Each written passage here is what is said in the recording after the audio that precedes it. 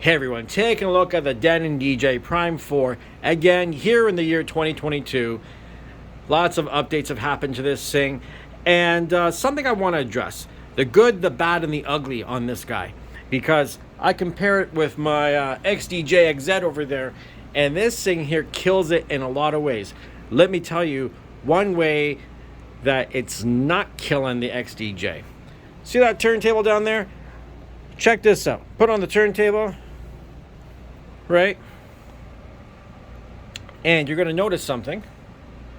Get some sound going here. And I don't want to play like a lot of this music because I don't want to get copyright. But check it out. My trim level is maxed right out. Maxed fully out.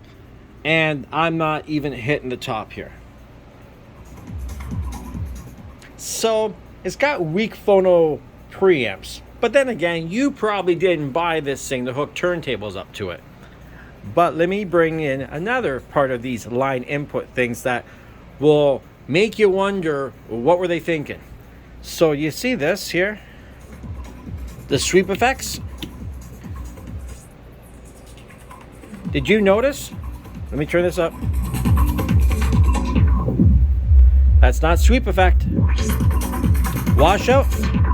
That's not washout. Echo. You know why, my friends? Because those effects do not work on the line input, whether that's the line or the phono input. It just doesn't work.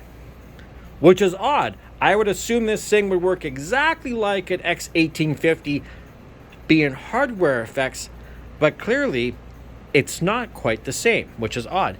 Which brings us to the fact that those effects up there, you'll see right there, they don't even light up because you can't run effects on an input at all. You just can't. Strange but true, right? Now let me show you something you can do though, because this might interest you. You see the record?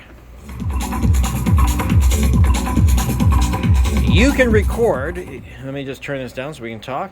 You can record your vinyl.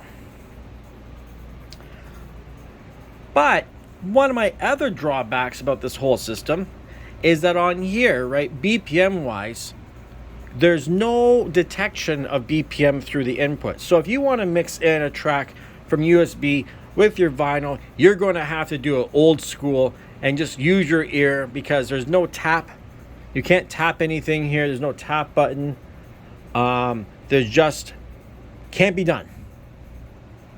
Then again, like I said, you probably didn't buy this thing to start running turntables and extra inputs, because you know what? It does control 4 decks. You know what I mean? It's a 4-deck standalone with, you know, your dual layers.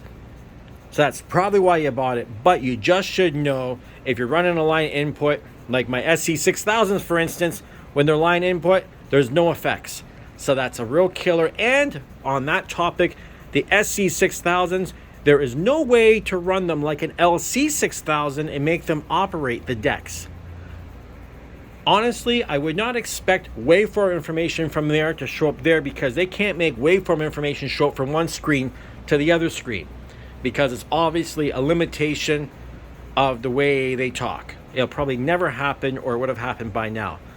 But the one thing I would hope and expect is that the screen at least be in like a, you know, like this, the computer mode, and it could just say connected to Prime 4. You know, it could have a logo, it could have anything on it, and still operate like an LC6000 in the event that you want to hook these up with this and run 4 platters. Personally, I'm pretty happy just to do everything right here and have those platters and a dual layer. It's pretty easy. So let me go in and stop this recording, and I'll show you how that all works. Go in, you go into your, I'm gonna go into my sessions. It's session 2, load it up, and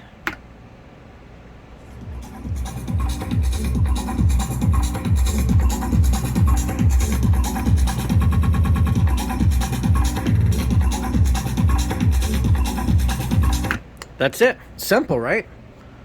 Now, let's talk about that xdj-xz over there for a second. So there's a difference, you see. That is a 4-deck mixer, but can only control 2 decks using the USB as a standalone player. So this thing really is designed to hook up external things. If you're buying one of these, you bought it because you probably have CDJs you want to hook up. You've got turntables. You've got something, sampler for instance. You got things you want to run on deck 3 and 4. And because of that very reason, all the effects work, number one. So every filter, every effect, it's all hardware based, just like a 900 Nexus 2. And of course, you can record to USB on that as well with your effects. So as much as I'm loving the Prime 4, and I got lots of good things to say about it, in this case, when it comes to hooking up external devices, the XDJ wins it all day long. If you need to hook up external and you need a standalone player, you probably want to buy an xdj-xz. If you don't need that standalone option, this is a good one. You know what I mean? I'm sorry. I mean, if you don't need the external plugins on a standalone, this is a great option. Over here, just to talk about, we got 2 mic inputs, right? We have a feedback reducer as well too. And you got, like, you know, high, low, mids on the EQ. Over here, same thing. You got 2 mic inputs, a talk over. You got built-in echoes on your mic, but there's no feedback reducer. And sorry, you only got low and high. It's not a 3-band EQ. That's your echo levels right there. So for microphones, XDJ, it wins as well too. And let me add in the fact it is a 4-channel mixer with an auxiliary input, which gives you 5 channels to work with. Over here, you only got 4. And what else is a little disappointing as well too, and this is interesting, because I have external, the SC6000s, and I got my vinyl down there. On the XDJ, right, I could plug in my line in from my SC6000 and my Phono, and just right here, I could just switch it. I can switch from line to Phono. Over here, only 3 and 4 have Phono have a Phono. So you literally you plug them in the back, and there's a switch on the back to go from line to Phono.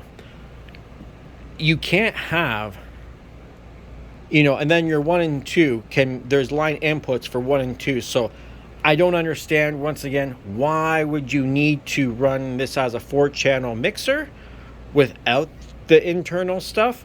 Because effects don't work. So I'm not really sure why you would ever run channel 1 and channel 2 with some external device.